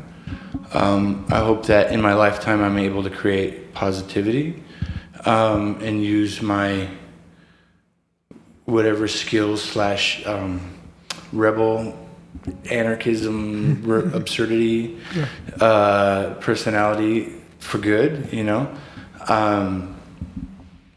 and I'd love to be known as a photographer that really broke boundaries and kind of expanded the not just the medium and how we understand the medium, but also how we discuss the medium and its influence on society. I mean, we barely even talked about how powerful photography is on our psyche, Yeah, art in general. Art in general. Yeah. But I'm convinced that photography is the currency that we communicate with. Okay. And my justification for what I said earlier about our psyche is, talk to me about dating apps and all the pictures that you put up / get catfished by. Like, that is the power of photography. It's this hook, that makes you think what you're looking at is real. It's not. And AI and deepfakes is just going to make it worse and weirder as we enter into this wonderful kaleidoscope world. And, again, this one, I'm really interested in the future. I want to live to the future. Yeah, when COVID happened, I was like, I'm going to survive. I'm going to be in the future. One way or the other, I'm going to be in the future as long as I can. Amen. And we're here today. Yeah. Now is the future. Then was the past. Now is the future, then is the past. And we're all, existing in a fraction moment of time. So, I'm happy to be here, and I'm happy to keep being here, and I hope I can be an artist until my 90s. And I hope I get my flowers before my 90s. Right. I hope I get my flowers in the next year. But, you're getting your flowers right now. Yeah, well, I appreciate the flowers, and I'm going to put them in my garden, and we're going to continue to blossom and thrive. Amen, amen. I love the beautiful empire. I have to ask this because I would love to know your opinion about it. So, as I'm certain you're aware, there is AI creating art now. Yep. What's your thoughts on that being used in like competitions against other artists and stuff like that? Well, first of all, there's no competition in art. Yes, I apply to those. They have, I apply to those things. I have, and I still sometimes do. But ultimately, there's no competition in art because It's like racing somebody on the freeway. If you have not left at the same place and if you're not arriving at the same place, there's no way to judge if you're winning or losing. Yeah. So there, in that sense, there's no way. I think AI is going to be a really interesting and powerful tool. I think the Secret Invasion, The Marvel movie? yeah, The Marvel it's a show? show, yeah, because their introduction is done by AI and it looks kind of cool. With Sam Jackson, it's on right now. It's the only reason why I would pay for Disney. The starting credits is done by AI? Yeah, it's done by AI. Okay. Under the supervision of the artists. Okay. So if AI is going to be a really interesting tool, AI can also be like a bomb. Photography is a weapon. Mm-hmm. Again, we haven't really talked about it. Photography's been a weapon, right? It's the rats that have carried diseases on the boats of colonialism. It's been there since that time, mm-hmm. right? The invention relies on the exploitation of land and people and colonies to even exist, to even come into existence. Mm-hmm. So photography is a weapon that we've become acquainted with. Yeah. AI, deepfakes, is going to be another weapon that we will become acquainted. Yeah. And my hope, or at least whenever I talk to my students, is to push a visual literacy over anything. What does that mean? That means being able to spot fakes. That means being able to think critically about where you're seeing this image from. Okay. Like who's sharing this picture? Like what's the source? What's the source? What's Okay. this picture used from? It was long before the internet, but like, because there were pictures with Che Guevara and Noriega, one of the, but like, yeah. And they were like pictures taken from like 4 or 5 years ago, used in that contemporary time media to frame Che's narrative that the Americans wanted to have. Interesting. So, I mean, photography, look, we can go back and back to talk about how photography has been weaponized and never really tells the whole truth. Yeah. 'Cause it's the oldest visual media besides painting, I guess. Yeah, but besides mechanical. Painting. Yeah. Yeah. And AI and deepfakes are going to be that on steroids times the internet.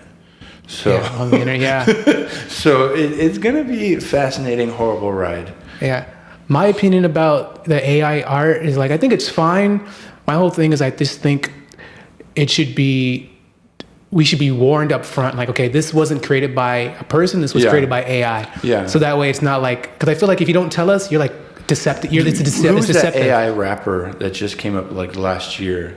He got hot and then was exposed. Oh man, I did he like a little TikTok and everything? Yeah, and he was like an anime. Yeah. And he was exposed and using culture and it was like in this very Get Out situation, you know, it was like behind this anime mask. It's going to be bad. Yeah. It's going to be bad, but part of that badness is going to be, look, the world is burning, so let's just watch. Get some s'mores. Yeah, that part. Oh, man. You can't save everybody. But no, you can't. I just, my only gripe with it is I just wish they would, I think it would be nice to be like, hey, this was created by AI. Yeah. Just like, that's it. Okay, cool. Now I'm not deceptive. And that way it's like, okay, cool. AI did that. It looks nice. Yeah. But I would, because that way it's like, okay, I want to support an actual individual creating art. Well, I would agree with you. I think that's naive and it's going to get run over quickly. Yeah. Yeah. Because, everything's always about, the Wizard of Oz? The man behind the curtain? For sure. We haven't even talked about the bad actors, like I'm not talking about actors, but like people who are trying to create chaos on the internet that will undermine societies, that will undermine cities, and you know what I mean? Like, imagine what AI deepfakes will do for a like a Saudi Arabian anti-information team. Okay. You know what I mean? Like, the tools are going to be really powerful, and there's going to be a lot of suckers that think that one day they're going to own the boot that's standing on their neck. You know what I mean? Okay. I like that metaphor. It's you've seen the meme where it's like the picture of the kid, the boot on the face, and then it pulls back and he's holding the boot on his own face. Oh wow. I think visual literacy and being critical of what you're looking at and in what context can at least help. Gotcha. Help. But most people are probably visually literate. Illiterate, right? Yeah, because it's something that we never talk about. We talk about high school is always language and mathematics and science. It's crazy that it wasn't STEM. I mean, that it wasn't STEAM in the first place. That it's just STEM, because of course arts don't count. And then as mathematical and because it's not quantifiable. Back to one of the things that Bataille really was like into was like talking about what can't be quantified. Okay. Right. And another professor at Cal State who does art business taught me STEAM, entrepreneurship, science, technology. I forget the other one. Education, arts, and math. Yeah, engineering, arts, and math. Yeah. So I'm on the STEAM. I like it. Yeah, because you gotta be independent, or trust your dreams and make that money. Yeah. Nothing can get done without that money, that paper. I mean, look, the power's on the ground. 20 years ago we wouldn't be able to do this. Yeah, technology moves very fast. Yeah. Was Moore's law we're talking about the last time with somebody, which is very impressive. Yeah.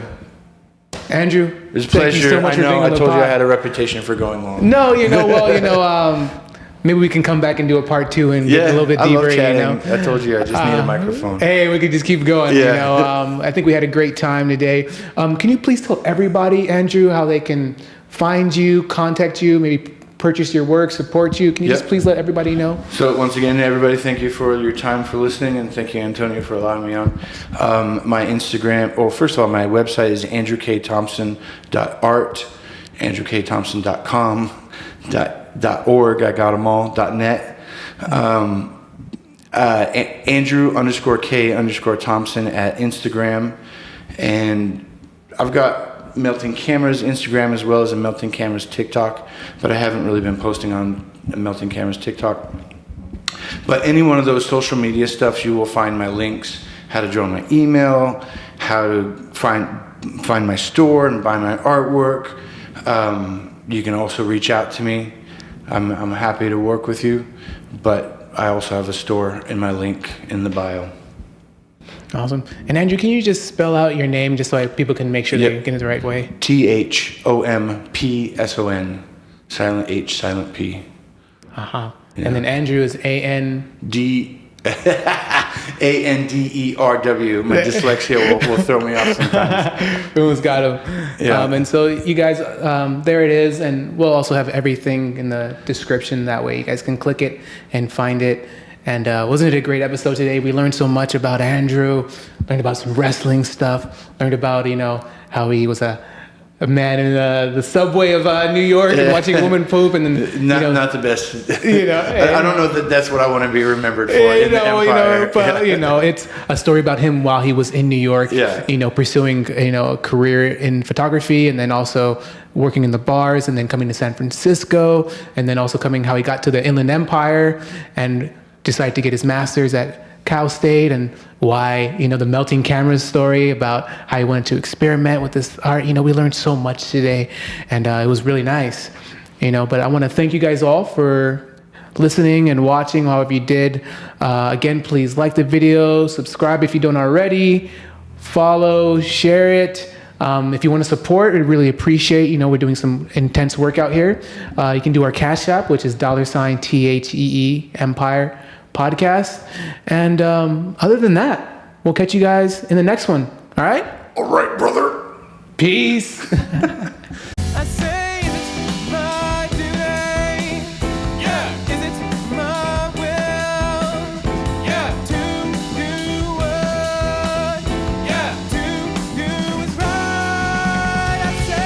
careful with the wire. Oh, sorry. Yeah, sometimes it makes Sorry. the static sound. Makes a static sound. Yeah.